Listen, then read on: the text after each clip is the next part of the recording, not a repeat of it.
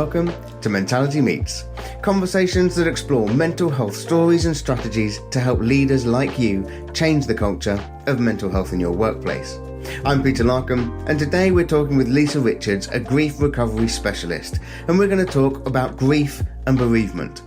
I know, not the happiest topics, but these are two topics we all experience at some point in our lives. We're going to explore different types of grief as I get my head around the fact that not all grief involves loss of life. So here's my conversation with Lisa Richards.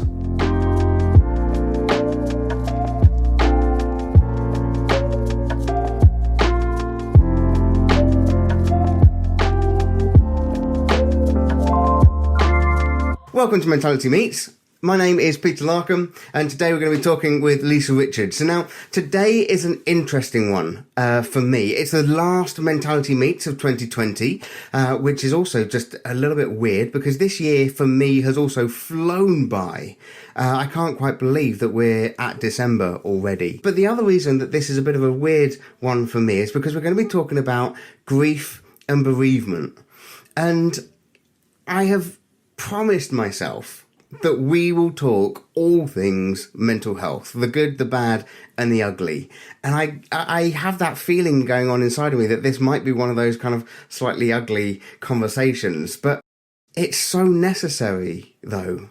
And I'm really hoping that during this time with Lisa that we'll be able to unpick this idea of grief and bereavement and be able to settle it within our mental health and our mental health journey. Thank you very much, Peter, for inviting me to talk today. It's a great honour to finally get to speak myself, because I've been watching this series unfold and it's been amazing. So thank you for allowing me to do that. Today, I want to talk about grief and loss as opposed to just bereavement, because we talk about any sort of loss. Bereavement isn't just the only thing when we think about loss. It could be the loss of a relationship, the loss of a job, so being made redundant, retiring from a job. It could be, yes, divorce. It could be miscarriage. It could be any sort of loss or life change that we experience. So just to kind of frame that, if I can. And why am I talking about it today? Well, because I've had a lot of grief and loss in my life, quite frankly. Initially, I will just tell you that when I was 19, I grew up in what I would say it was a normal house, in a normal family, had a brother, a mom and dad. And sadly, when I was just about to leave home, my mom decided to try and take her own life. Now, as you might imagine, that was quite devastating, to say the least. And because it happened in the 1980s when there wasn't mental health provision, nobody talked about mental health. It was a big stigma. My father, I took my lead from my father, and he just kept stum about it. He didn't speak about it. We never dealt with it as a family, and we just kept calm and we carried on. And that was fine until I did my college course and I got a job here. I'm based in Shropshire. Started work, was enjoying my life, and then I had a nervous breakdown, and I didn't see it coming because it was years after this initial loss. Now, what I need to say is my mom didn't actually physically die, but she did damage her brain to the extent where she couldn't function and couldn't be left on her own. So every time I saw her, she was a living memory of what happened, and that happened until she died, which was only 9 years ago. So at the point where I had a nervous breakdown, I was desperate. I was alone, and I thought about ending my own life. The thing that kept me going, or the thing that persuaded me not to do that, was I saw what had happened to my mom. I saw how devastating it was to my family. And I chose to live. I chose to pick up the phone, and I phoned the only person that I trusted, which was my father. And while he was probably having a slight meltdown on the other end of the phone. He stayed really calm. He listened and he said, I need you to go to the GP. Do it today and phone me when you've done it. And that's exactly what I did. And that was the first step to my mental health recovery, if for want of a better phrase, which lasted about 20 years. And I went through therapy, I went through counselling, and I got myself back to a stage where I could function and I could visibly, I looked fine. I looked normal and I was normal. The trouble was I had this weight of grief inside that I couldn't let go of. And I carried it round on a search until I found the grief recovery method in 2017 through a Wellbeing at Work event, strangely enough. And that's when I realised that it was still there and I still needed to address it. So I used the grief recovery method. I let go of the grief that I had.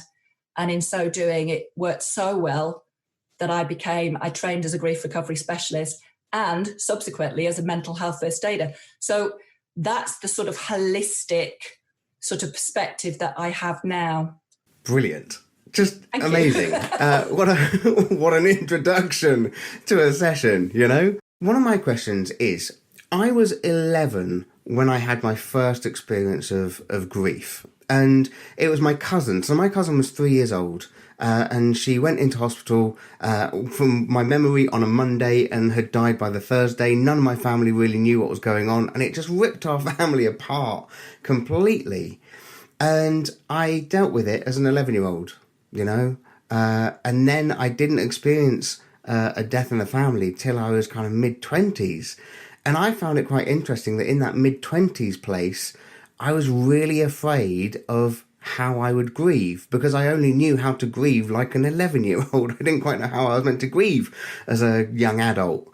And I just wanted to find out, am I normal, Lisa? We know that I'm far from normal, but is that a normal process that people often find themselves in if they've experienced kind of a grief situation earlier in their lives and to later? There is no normal when it comes to grief. All grief is unique. That's what we believe. That the reason why we say that is because all relationships are unique. So the relationship I have with my son or my brother or my father, they are all different. So our grief is different. And what we get into the cycle of is almost comparing losses sometimes, which you sort of described. I grieved as an 11-year-old and in a sort of teenage 20s. So you had nothing really to latch on to. You knew you shouldn't perhaps grieve as an 11-year-old, but you didn't have the tools or you had misinformation, if you like, about grief.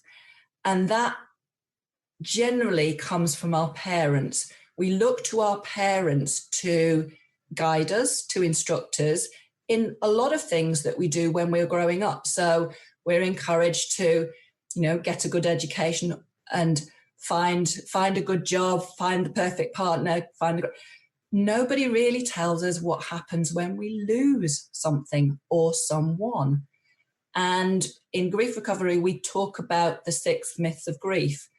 And the first 2 are sort of interrelated. When you perhaps have your first experience of loss, it may be as a child and it may be a pet.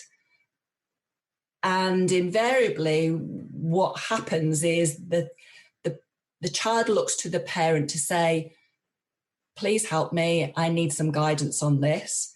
My pet has died and I want you, to tell me how to deal with it.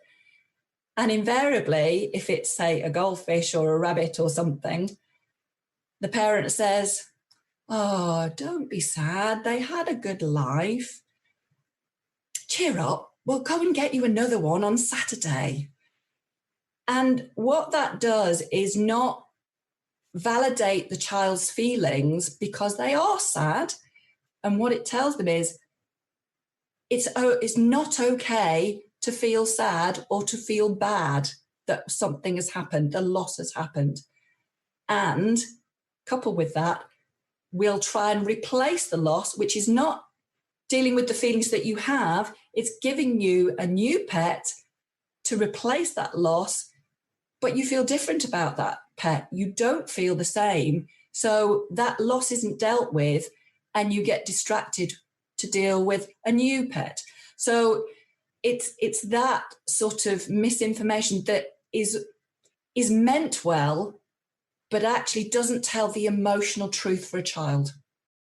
You know, I find that fascinating, as you've been talking through that process, because I know that is something I've been through, and I know that if I'm not careful, it's something that I would very easily put my kids through, because we seem to copy what we've experienced. And on a total side sweep, so my son got sent home from school this week because a member of the class got tested positive. And so they were literally walking out the front door, and we got this email to say, don't come in. Everything shut down there. He stayed at home. My wife went off to deliver the other child to school, and that's him done now for Christmas. And there's no goodbye to his friends. There's no playing anymore. There's none of that. And I was about to head on to another course. So I was in that headspace of going, gosh, I literally have no time to just sit with my son and process this. And so I just kind of called him. I said, are you okay? And he just had that moment of, no, not really. And I was just like, what's more important in this moment? And it's so easy just to, what? Don't worry, you'll be fine. It's all good. You know, and just dismiss the intricacies of those feelings, I suppose, at that time. And I suppose kind of the other question I wanted to ask is grief purely a death thing? Now, I'm kind of guessing not, but just talk me through some of that process, would you? Yes. We say that grief is the normal and natural reaction to a loss of any kind. So it could be something positive. You could be wanting to move house, okay? And you are very excited about the house, the new house, that, you know, it's going to be bigger, it's going to be better. Your hopes, dreams, and expectations are pinned on this new house. Except that, so you're, on the one hand, you're feeling happy and excited, but also you're potentially grieving for the house you're leaving behind, which you may have had some fantastic parties in, some wonderful memories. It may have been the house you first moved into after your parents, you know, you'd left your parents' house. And it's that sort of conflicting feeling where you're happy on the one hand and you may be a little sad and a little reticent on the other hand. And you can't quite reconcile those feelings. But when it's a positive choice, we don't acknowledge the loss. We kind of just say, oh, we're focusing on this good thing, and we've not acknowledged the loss. So correspondingly, when something not so good happens and is imposed on us, like lockdown, we then have to deal with the conflicting feeling again, but we still don't know how to process the loss bit. So we then haven't necessarily got the positive to focus on. So the second definition, and it's a bit like love, really, grief has more than one definition. It's not just about death and sorrow and an outpouring of grief. Grief is the conflicting emotion. And when I say conflicting emotion, it's like a bittersweet feeling, which I've just described. On the one hand, you might feel happy. On the other hand, you might feel sad, or like your son, well, this isn't acceptable, really, but I might be angry. You might be angry. So grief is the conflicting feelings when a familiar pattern of behavior changes or ends. So that really describes every life change that you can imagine. So that's why it's not just about death. Yeah, my head is kind of pinging all over the place with this, because I don't think I'd actually contemplated lockdown as a grief scenario. But as you talk about it, yeah, there's a whole heap of things that I miss. And that we spent a lot of time thinking, but when we get back to kind of when normal returns, and we've kind of been in lockdown now for long enough to realise that actually is it going to get back to that feeling, even with the vaccine and everything else like that, which is a whole other conversation. But I just never thought of it in the context that actually some people may just simply miss being in the office and having that grieving process, miss the relationships that they had, this Christmas, choosing which family members or friends we want to spend our Christmas with, which means excluding other people, you know? And I was talking to a client where he and his brother were going to spend Christmas with their parents, but it meant that their two sisters couldn't. And their two sisters are actually the got the grandchildren and everything else like that. And he was feeling really guilty that he had taken a place with his parents and therefore the sister. Just weird processing, which means that grief is not just a death thing, but it's an any context where we feel this sorrow. We'll get back to our interview in just a second.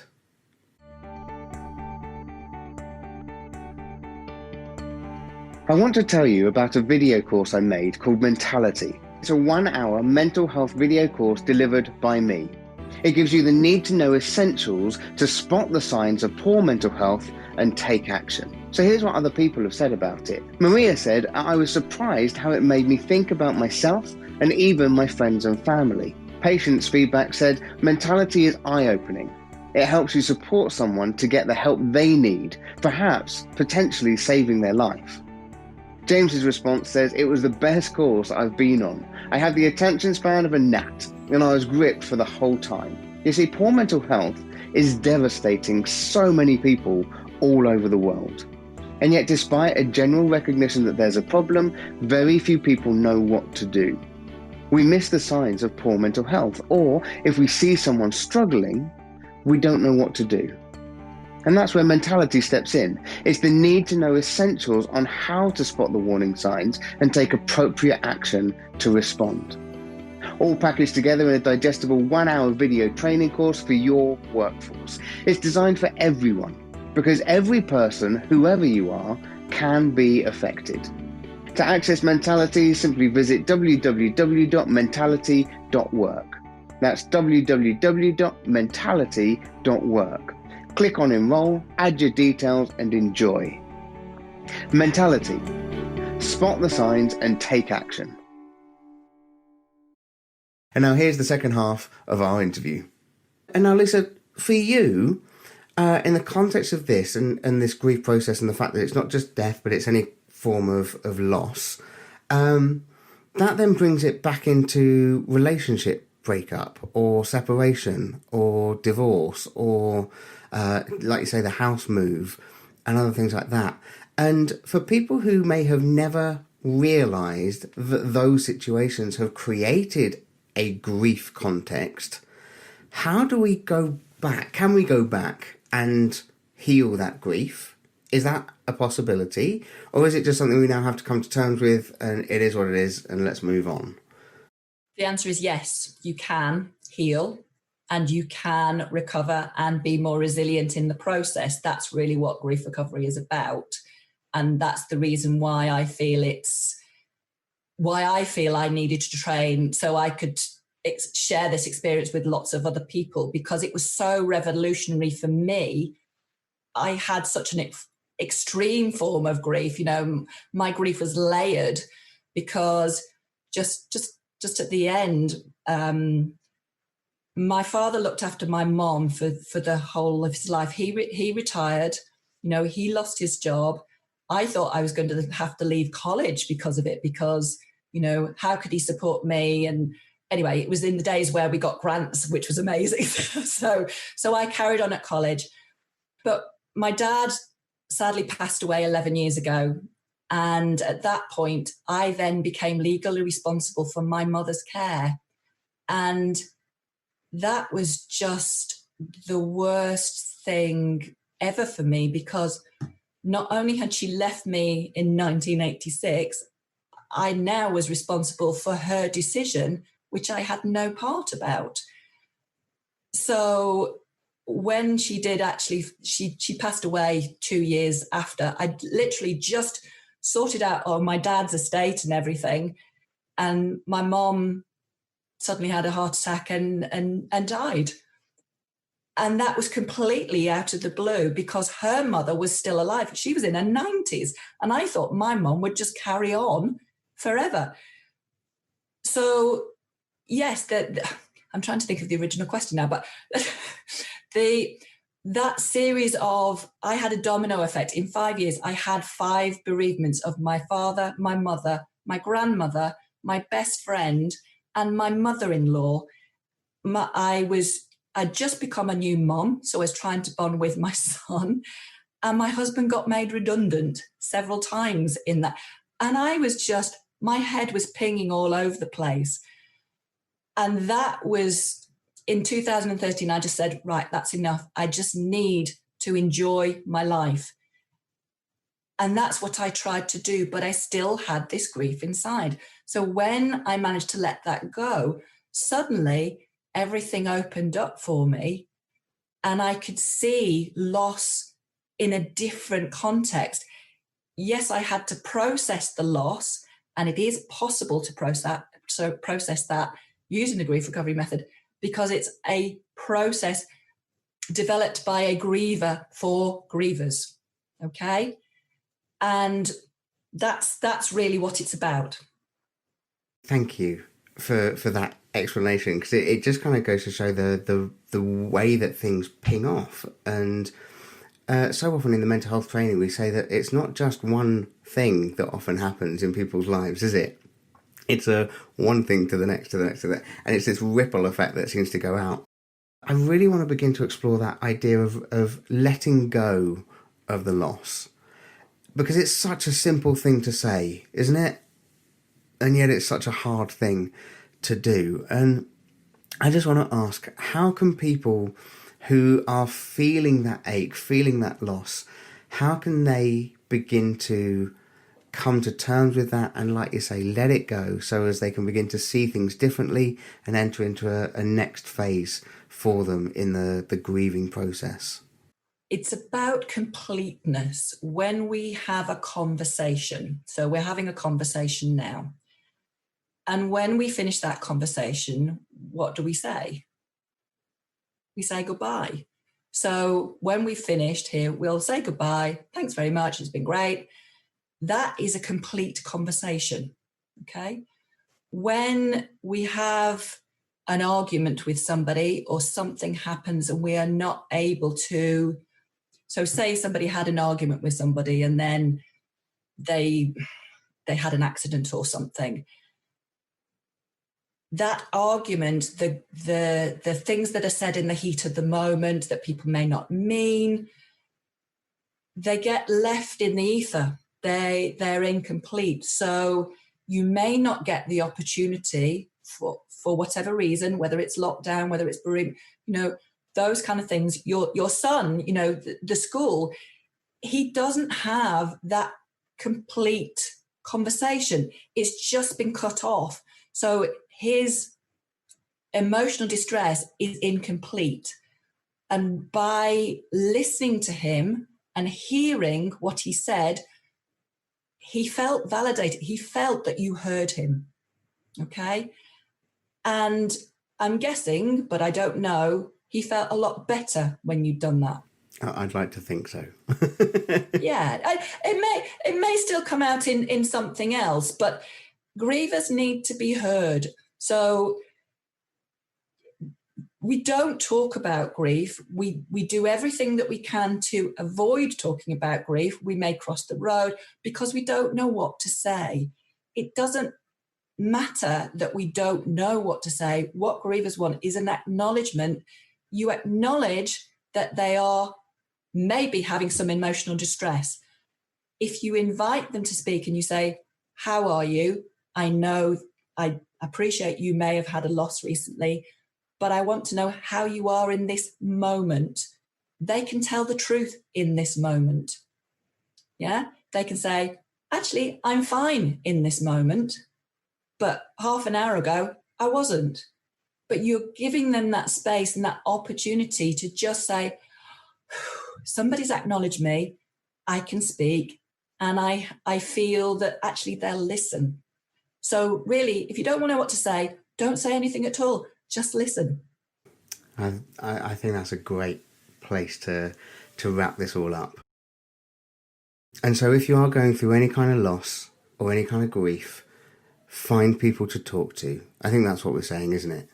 If you're in a company, you have something called an employee assistance program or an EAP, and you can access counselling for free and totally anonymously through your company. If you don't have access to that, you can contact the IAPT, IAPT. So Google IAPT in your local area, and it stands for the Improved Access to Psychological Therapies. Otherwise, look for private counselling in your local area. If your work provides private healthcare, then just tap into it, but make sure you can find someone that you can talk to so that we can create this closure and move on from our grief. And we also need to just clarify that grief and mental health illnesses are not the same. Okay? There's grief and there's mental health illnesses. They can blur. But they are separate. But if we don't support grief and if we don't help people get through grief, then that could very easily turn into mental health illnesses. So do be aware of that. Look out for yourselves. Take care. We are at our Christmas time. This is the last session for 2020. We will be doing something in the new year. We don't quite know what it is yet, so we will keep you posted through the emails that you've been getting to log into these sessions. But I just hope, as we draw season 2 to a close, Lisa, thank you so much for your time. And I hope that this, as with all of the Mentality Meet sessions, it has been helpful, insightful, slightly uplifting, if at all possible. But you guys, once again, have been absolutely awesome. I have been Peter Larkum, and this has been Lisa Richards. Thank you so much for your time today. Take care. God bless. And bye-bye now. So what have you grieved for this year? Did you even realise that you'd lost something? And can you complete the cycle of grief to allow yourself to heal and move on? This is the last Mentality Meets for 2020, and we've got a massive engagement that's available to watch on our YouTube channel, as well as catching up with the rest of the season on the podcast too.